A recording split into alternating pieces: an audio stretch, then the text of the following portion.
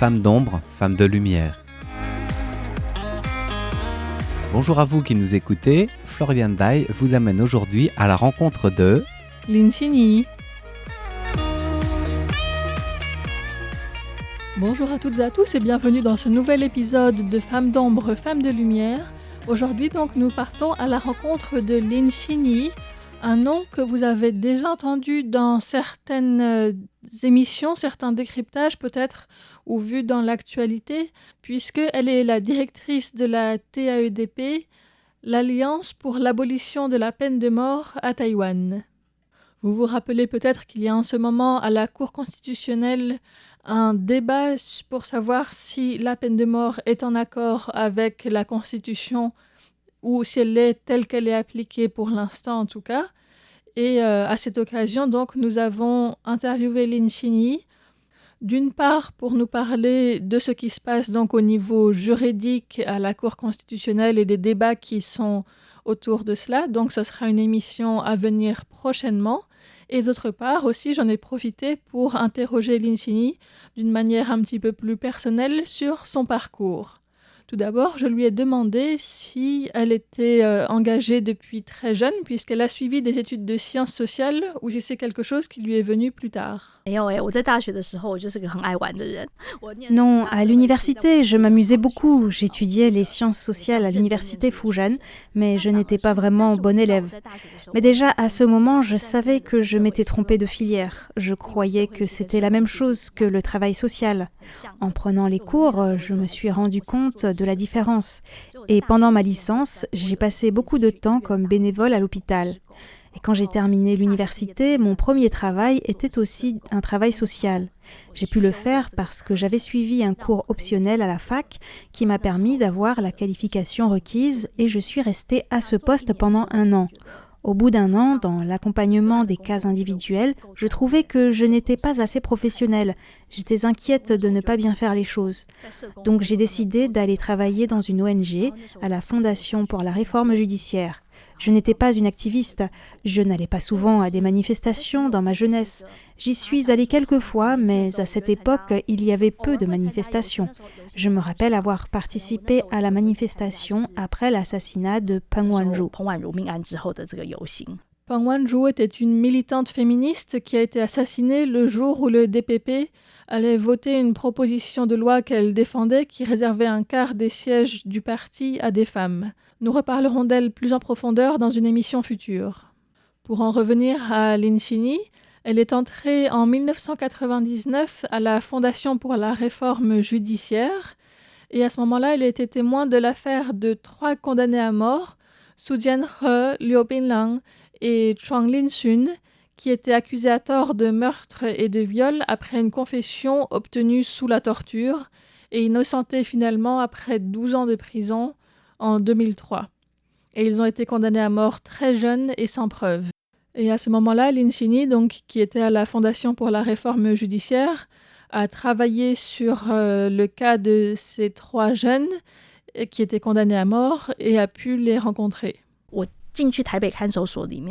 Quand je me suis rendue au centre de détention de Taipei, j'ai passé toute une série de sas de sécurité et de vérification avant d'arriver en face de la grille où je pouvais les voir et parler avec eux.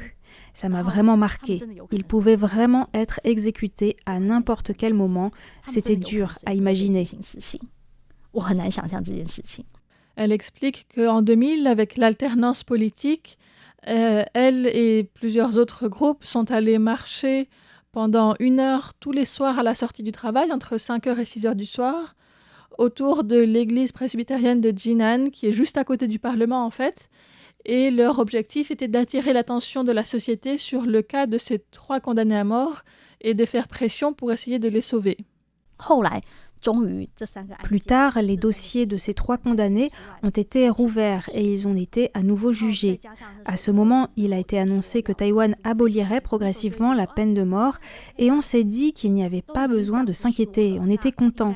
Mais le 7 septembre 2000, alors que le nouveau président était en poste, un autre condamné à mort, dont on pensait qu'il était condamné à tort, le cas de Lu Zheng, à ce moment-là, le yuan des examens allait enquêter, mais le condamné a été exécuté le 7 septembre. Ce qui m'a sidérée, c'est que le ministre de la Justice de l'époque avait annoncé vouloir aller vers l'abolition de la peine de mort et le yuan des examens allait faire une enquête. Mais le ministre de la Justice a signé l'ordre d'exécution. Je n'ai pas compris pourquoi. Qu'est-ce qui s'est passé pour que l'ordre soit quand même donné ? J'ai réalisé qu'un système ne change pas si facilement. C'est peut-être que les procédures ont été faites à un niveau plus bas. Et une fois que tous les tampons ont été appliqués là où il fallait, lorsque c'est arrivé entre ses mains, le ministre a simplement signé l'ordre d'exécution sans réfléchir. En tout cas, là, j'étais vraiment très surprise et c'est à ce moment-là que j'ai décidé que je voulais devenir activiste contre la peine de mort.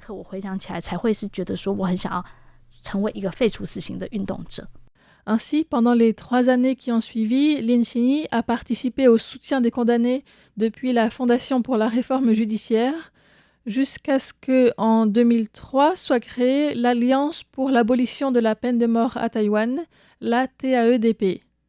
Alors il faut savoir qu'à Taïwan, la peine de mort est un sujet qui est très sensible et elle est soutenue en fait par une grande majorité de la population. Et les personnes qui travaillent vers l'abolition de la peine de mort sont très souvent sujettes à des insultes, à des formes de violence diverses et variées. Et donc, j'ai demandé à Lin Xinyi si le fait qu'elle s'implique à ce point pour l'abolition de la peine de mort crée parfois une certaine distance avec les gens. Non, parce que tu vois, à chaque personne que je rencontre, je dois deviner si elle soutient la peine de mort, oui ou non. Par exemple, je ne sais pas si vous êtes pour ou contre la peine de mort. Mais j'ai de la chance, je n'ai pas besoin d'annoncer mon avis. Tout Taïwan est au courant que je suis contre la peine de mort. Donc je n'ai pas besoin de faire semblant. Si quelqu'un veut en discuter, c'est qu'il ou elle se pose des questions. Et si la personne ne veut pas en parler, ça s'arrête là. Si quelqu'un m'en parle, je vais d'abord l'écouter. Écouter quelles sont ses inquiétudes sans me précipiter pour déballer une série d'arguments. Lin Xinyi explique que sa famille l'a surtout soutenu, que ce soit ses parents ou bien ses sœurs. Par exemple, même si le travail était assez difficile dans une ONG avec un salaire pas si élevé que ça, sa mère ne comprenait pas forcément tous les enjeux, mais elle voyait bien qu'elle se faisait insulter à la télévision, ou bien que lorsqu'il y a eu une exécution, les journalistes la suivaient le soir chez elle, lui téléphonaient beaucoup, et donc sa mère s'inquiétait en fait pour le bien-être de sa fille, même sans comprendre tous les détails de ce qui était en train de se passer. Et puis pour les amis rencontrés au collège, au lycée ou à l'université, elle trouvait qu'elle n'avait pas forcément besoin d'en parler parce que ces gens connaissaient sa position. Et s'ils étaient intéressés pour parler de ce sujet, c'était possible, mais s'ils ne l'évoquaient pas, pour elle, il n'y avait aucun problème à rester amis et avoir d'autres points communs et des discussions ou des activités qui n'avaient rien à voir avec la peine de mort, et ça va très bien comme ça aussi. Là où j'ai le plus de pression, c'est lorsqu'il y a des cas de meurtre d'enfants.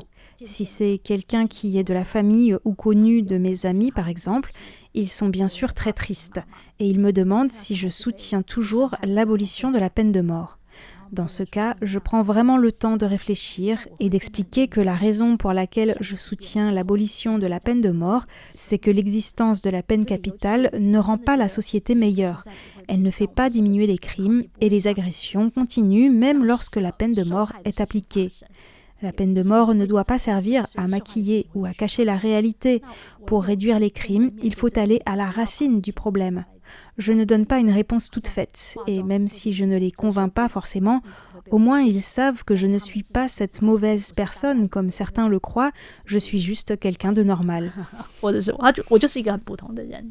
Xinyi est également consciente que sur les 80% de la population qui soutiennent la peine de mort, c'est vraiment une toute petite minorité qui a un discours malveillant, violent envers elle ou envers les activistes de l'association de la TAEDP.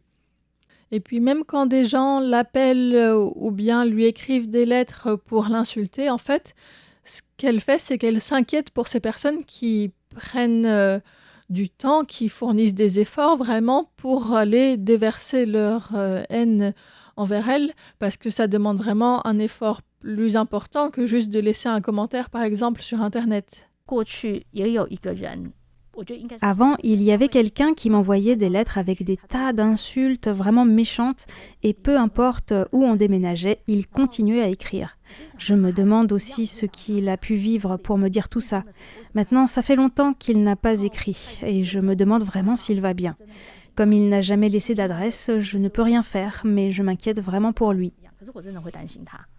Interrogée au sujet de ses relations avec les familles des victimes, Lin Xinyi explique que depuis l'Alliance pour l'abolition de la peine de mort, elle ne va pas chercher à les contacter directement parce que pendant les recherches, elle est très en contact en fait avec les personnes qui sont condamnées à mort, qui sont vraiment les gens qui ont fait du mal à leur famille, et elle pense que chercher à entrer en contact avec les familles des victimes serait une source de stress et d'inconfort pour ces familles. Donc elle ne cherche pas à créer ça. Mais parfois, il arrive que ces familles les contactent et à ce moment-là, elle est reconnaissante d'avoir l'occasion d'entendre leurs expériences et ce qu'ils ont envie de partager. J'ai déjà donné une conférence avec quelqu'un de la famille d'une victime. Nous étions tous les deux sur la même estrade. J'ai aussi fait une interview à la télévision avec Angela Wang, qui est très engagée sur la protection des droits des enfants pour le programme PTS Talk de la télévision publique, ou des interviews, des discussions. Nos points de vue ne sont pas tout à fait les mêmes. Peut-être qu'elle trouve que la peine de mort doit être conservée dans certains cas, mais on se retrouve sur les mesures complémentaires qui seraient à mettre en place, par exemple au sujet de la protection des victimes ou sur les prisons, sur la sécurité de la société. Nous sommes d'accord sur certains points. Je suis très contente d'avoir l'occasion d'échanger vraiment avec eux, de les écouter et qu'ils entendent aussi mon point de vue. Avec d'autres, on n'a peut-être pas l'occasion de se parler et certains sont en colère. Ils ont tout à fait raison de l'être. Je n'ai pas le droit de leur dire qu'ils devraient pardonner. Mais si on prend un peu de distance, on doit vraiment s'efforcer d'améliorer le système. C'est aussi la meilleure chose à faire pour eux. Qu'ils nous détestent ou pas, je trouve que ça ne fait rien. C'est tout à fait naturel d'avoir ces émotions. Nous allons donc interrompre ici cet entretien avec Lin Xinyi, directrice de l'Alliance pour l'abolition de la peine de mort à Taïwan, et nous reprendrons cette conversation avec elle jeudi prochain. Merci de votre écoute, c'était Florian Dai pour RTI.